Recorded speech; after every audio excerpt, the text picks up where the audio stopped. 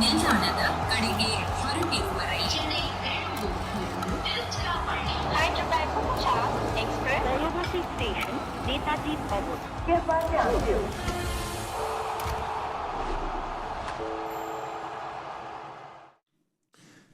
Hello and welcome. You're watching Voltas presents Cricbuzz Live. I'm Gaurav Kapur. With me, Adam Gilchrist and Shaun Pollock. It was Rajasthan who won the toss and put Gujarat into bat, and they've had a very good batting performance. The openers putting together a stand, as you can see.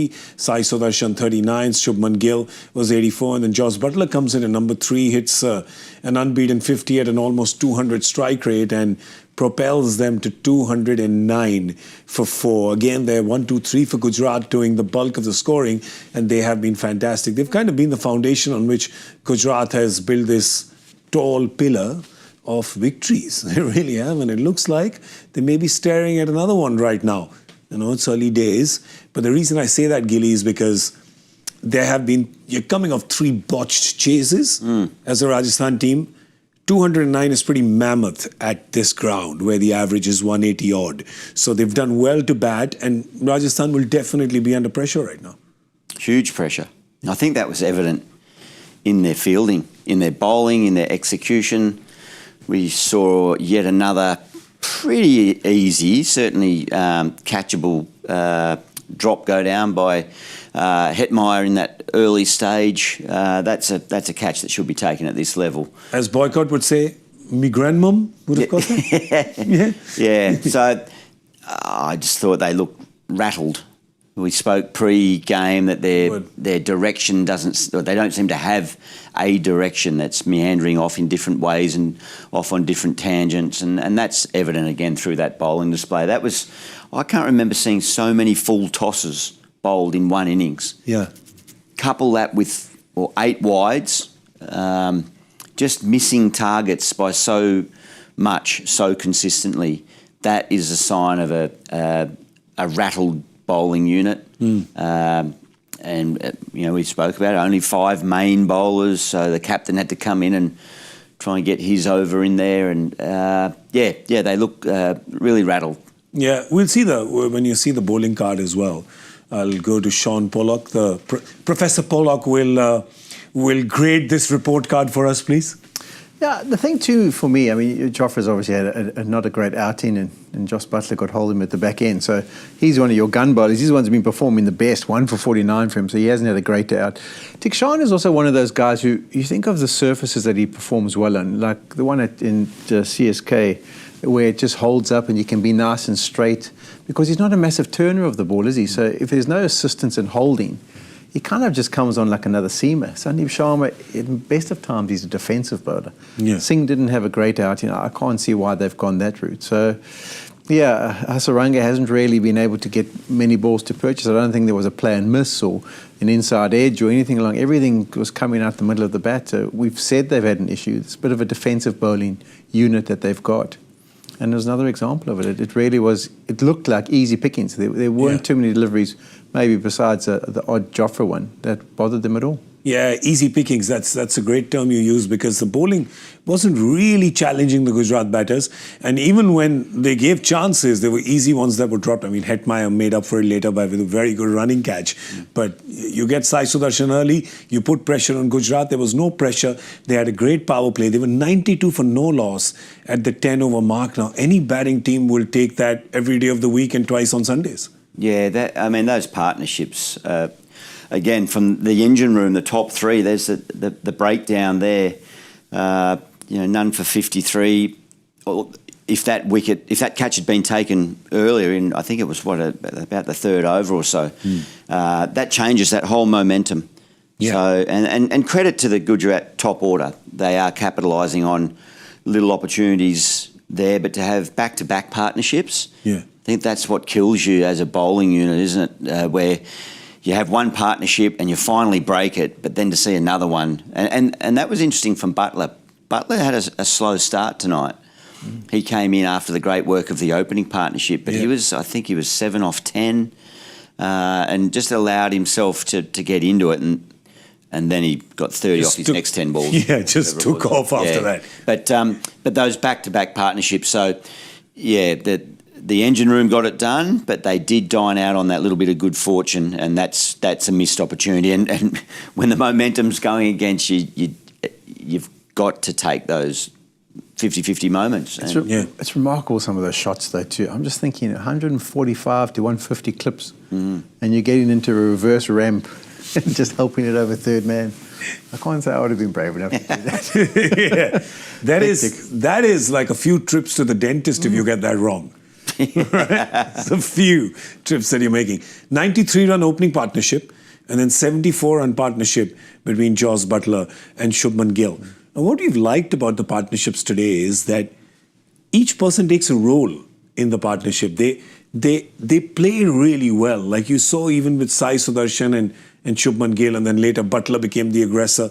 They've got some formula worked out. Yeah, we were chatting about it in the green room. We were talking about last season. These two got together at the end of the season, and they were knocked out already, but they started to put partnerships together.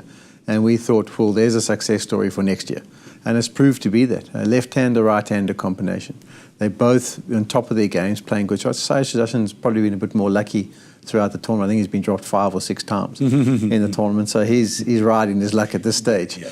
But it just lays a foundation, makes things so much easier for a batting unit when the top order is getting big scores and getting them at a rate of knots. Yeah, and he's got the orange cap with him now, so he's the leading run scorer, is Sai Sudarshan.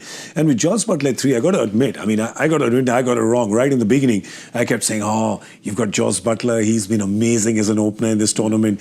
Send him out to open, give yourself the best chance there. But I got to admit that was wrong, because this 1-2-3 is working beautifully, because they've got that right-left opening combination, which a lot of people like at the top. I know you've had a lot of success with another left-hander at the top of the order, but right-left in conventional T20 cricket these days works.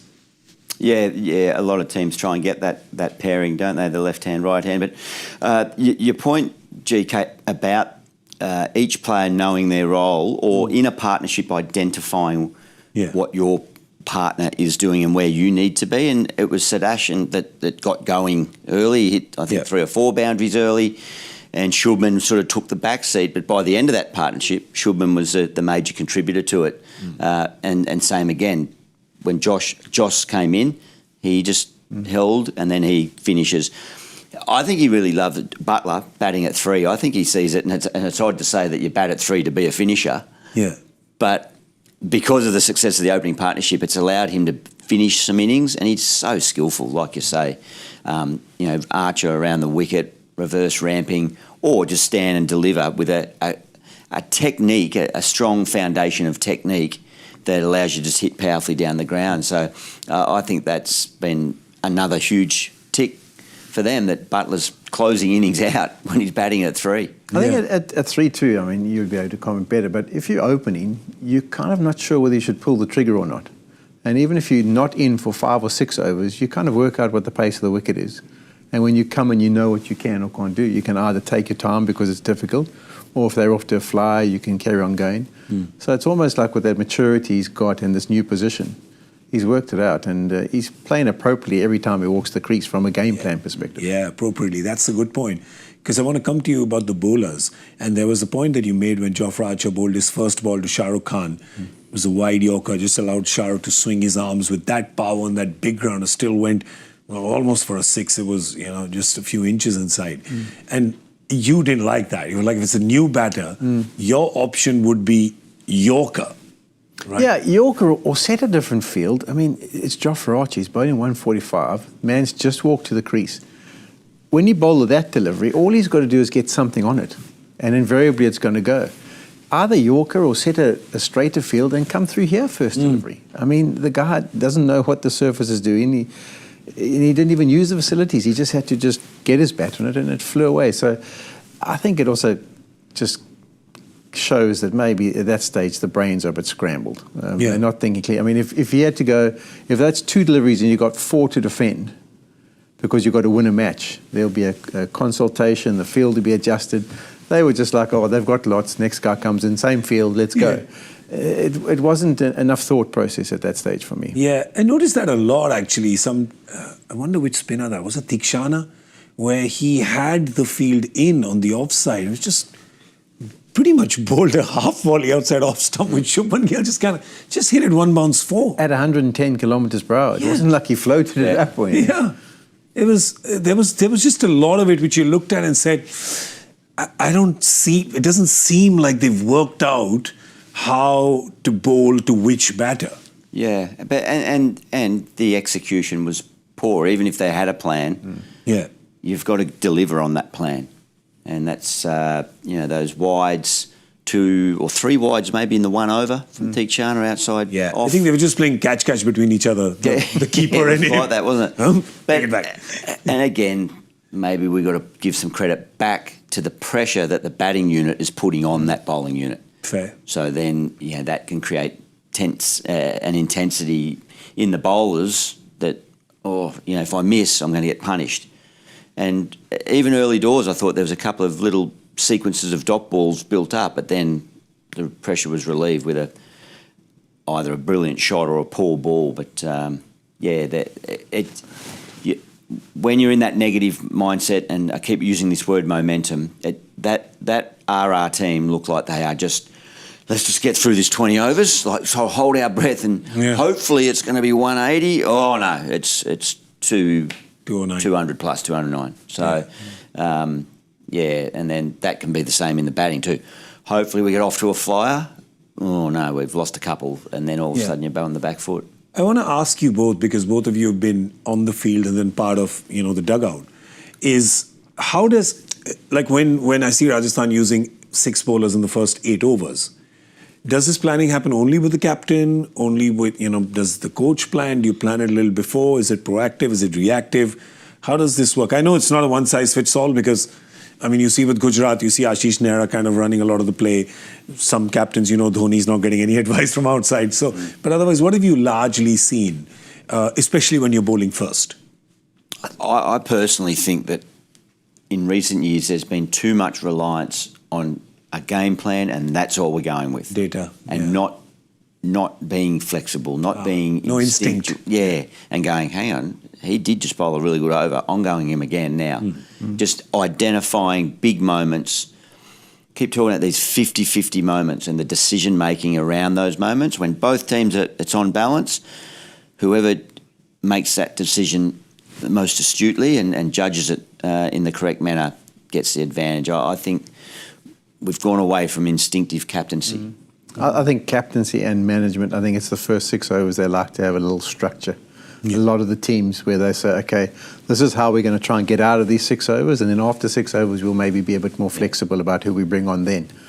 But they kind of want to have this cast in stone plan about who's going to go where are we going to try and get them to hit us. And the thing about it is, how many years have we sat at cricket games trying to discuss the surface before the game starts? We never know. You get a good idea, but you never know. So you have to have that flexibility to change. If you see, the wicket's stopping, let's get maybe a spinner into 2 left-handers for an over or something along those lines.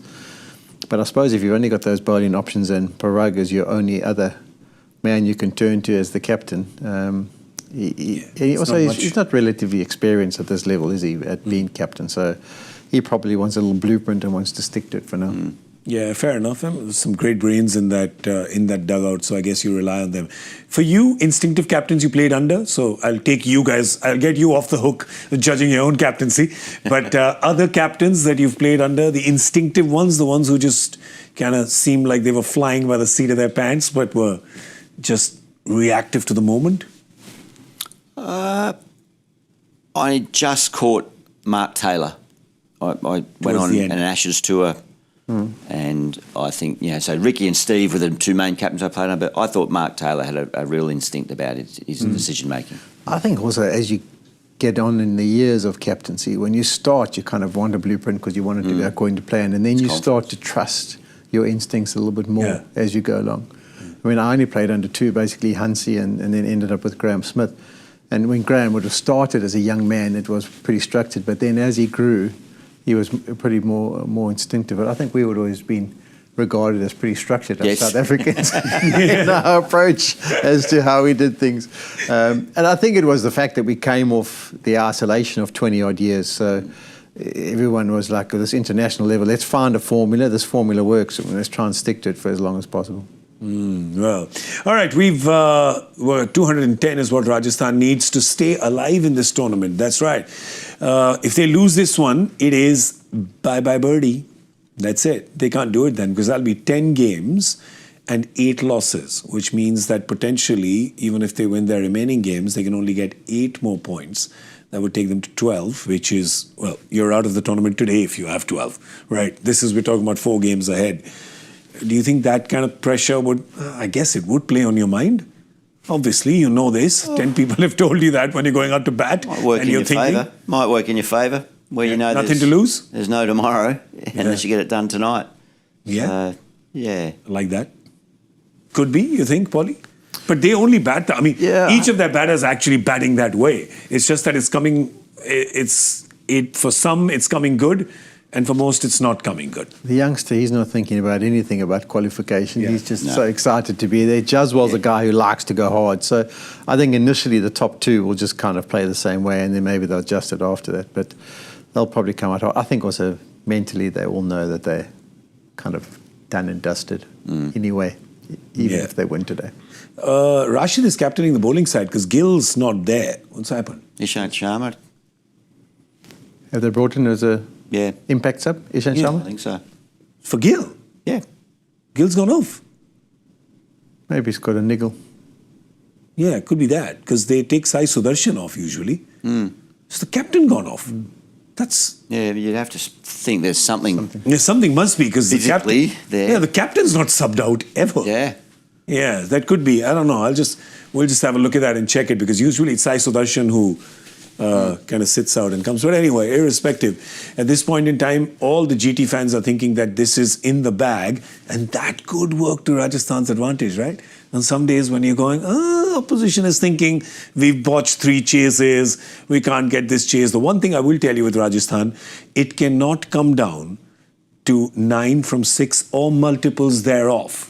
Right, Paulie? Yeah. First 2 games was 9 from 6. Last game was 18 of 12. So 9 of 6 or multiples thereof. You have to add that caveat. If it comes down to that, 27 of 3? No. I think they would love to be in that position again. They would. With 210, they would love to. Love to, yeah. Doubt it. They need to get a good start, though, in their power play. Suryavanshi and Jaiswal up front. So what you going to guess? I'm going to guess 60. I'm going 57. Okay. I'm going 52. Low balling. Low balling. Actually, all the power play scores have been really low. Anyway, I'm going to stick to my number now. Things have not been good for me in the guessing game. I've had a rapid descent from the giddy heights of being number 1 a week ago. And I'm just slipping and sliding and falling and dropping and disappearing and heartbreaking. All those things are happening to me. Pray for me, please, won't you? And pray for Rajasthan if you're a Rajasthan fan, because if they don't win this, they don't get to 210, this tournament is over for them. It'll be a very long 3 weeks now ahead. Knowing you're out of the tournament, those 3 weeks are just torture than Ande. Yep. Wow. Been there. Yeah, you have? Yeah. First IPL. Oh, Deccan Chargers. Deccan Chargers, yeah. Yeah. Yeah, we knew we were out a long way from the finish line. Yeah. Yeah. Had then fun, though. Well, just have some fun then. Okay, well, that's all we have time for on Voltas Presents Cricbuzz Live. We're going to see you at the end of the 10th over with Cricbuzz Comboxer. Do join us then. 210 for Rajasthan to win. Can Gujarat win this and they'll be top of the table. So, yeah, well, there's incentive in it for them as well. That's all we have time for. Goodbye. See you later.